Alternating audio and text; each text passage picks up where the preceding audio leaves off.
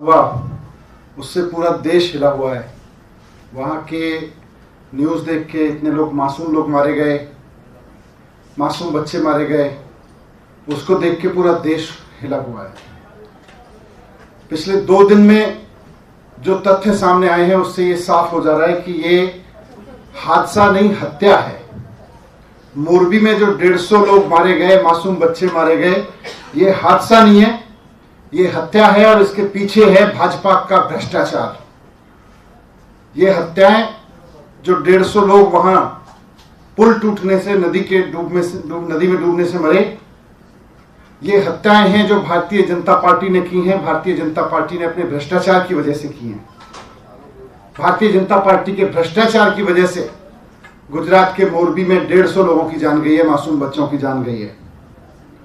मैं 150 लोगों और मासूम बच्चों के हत्यारे नेताओं और उनकी सरकार से 5 सवाल पूछना चाहता हूं। 5 सवाल। भारतीय जनता पार्टी से मेरा पहला सवाल है कि मोरबी में जो पुल टूटा उसके पुनर्निर्माण का ठेका एक घड़ी बनाने वाली कंपनी को क्यों दिया गया? एक ऐसी कंपनी को जिसने कभी सिविक वर्क नहीं किए, पुल कोई नहीं बनाया, उस तरह का कोई काम नहीं करती थी, सिर्फ घड़ी बनाने का एक्सपीरियंस रखने वाली कंपनी को पुल के पुनर्निर्माण का ठेका दे दिया। यह भारतीय जनता पार्टी जवाब दे कि यह क्यों दिया गया। दूसरा कि इतना बड़ा काम और इतना महत्वपूर्ण काम, इतना सेंसिटिव काम, और उसका ठेका ऐसी कंपनी को दिया गया जो घड़ी बनाने वाली थी। वो तो किया ही किया, लेकिन बिना टेंडर के ठेका दिया गया। मोरबी के पुल के पुनर्निर्माण का ठेका बिना टेंडर के दिया गया। एक गैर अनुभवी कंपनी को बिना टेंडर के ठेका क्यों दिया गया? भारतीय जनता पार्टी के नेता जवाब दें इस बात का। भारतीय जनता पार्टी की गुजरात सरकार जवाब दे इस बात का कि बिना टेंडर के ठेका क्यों दिया गया मोरबी पुल के पुनर्निर्माण का। फिर जो डॉक्यूमेंट सामने आए हैं उनसे समझ में आता है कि यह पुल के पुनर्निर्माण का काम 8 महीने में पूरा होना था। लेकिन किस जल्दबाजी में, कौन सी ऐसी जल्दबाजी थी जिसकी वजह से यह 8 महीने का काम 5 महीने में लीपापोती करके पुल को खोल दिया गया? एक घटिया पुल बना के चालू कर दिया गया। यह मेरा तीसरा सवाल है कि 8 महीने का काम 5 महीने में लीपापोती करके पुल क्यों खोल दिया गया? चौथा सवाल मेरा यह है कि भारतीय जनता पार्टी बताए कि यह जो कंपनी है घड़ी बनाने वाली, जिसको बिना अनुभव के ठेका दिया गया, बिना टेंडर के ठेका दिया गया, इससे भारतीय जनता पार्टी ने कितना चंदा लिया है? भारतीय जनता पार्टी ने इस कंपनी से कितना चंदा लिया है? भारतीय जनता पार्टी ने इसके मालिकों से कितना चंदा लिया है?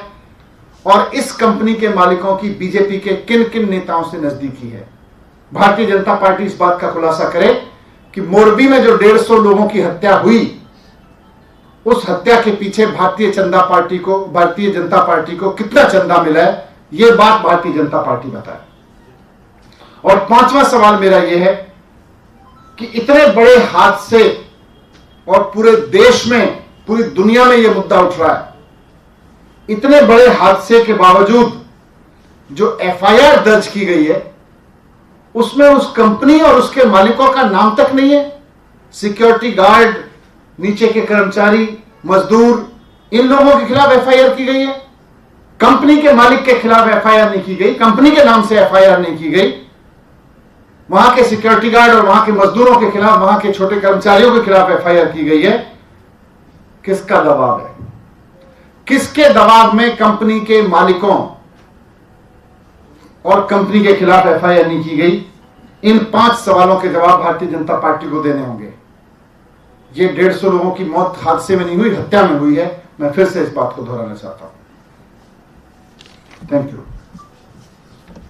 आज बीजेपी ने एक आरोप लगा दिया, सुकेश चंद्रशेखर कॉनमैन ने दावा किया है कि जो सत्येंद्र जैन है, उनको उन्होंने एक्सटॉर्शन मनी मांगी थी, 10 करोड़ के लेन देन की बात भी कही। अभी आप देख रहे हैं कि किस तरह से भारतीय जनता पार्टी के कारनामों की वजह से, भारतीय जनता पार्टी के भ्रष्टाचार की वजह से पूरे देश में गुजरात की थूथू हो रही है, गुजरात सरकार की थूथू हो रही है।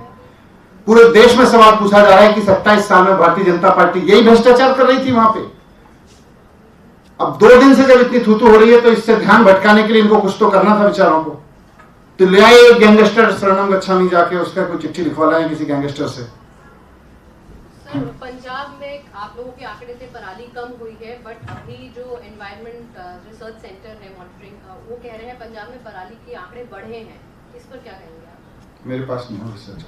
दिल्ली में इस वक्त पॉल्यूशन को लेकर AQI देखिए वो लगातार बढ़ रहा है, उसका असल में कारण क्या है? क्योंकि हर साल सेम स्थिति देखने को मिलती है। असल कारण सबको पता है। अभी साफ सफाई ठीक से करा दो, धूल भी बंद हो जाएगी।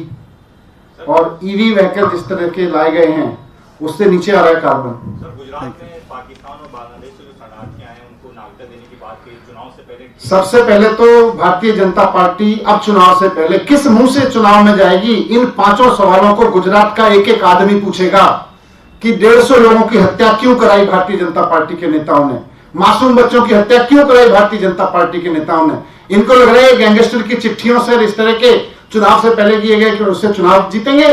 ये भारतीय जनता पार्टी को इस बार गुजरात की जनता इन 5 सवालों के बीच पर वोट करेगी।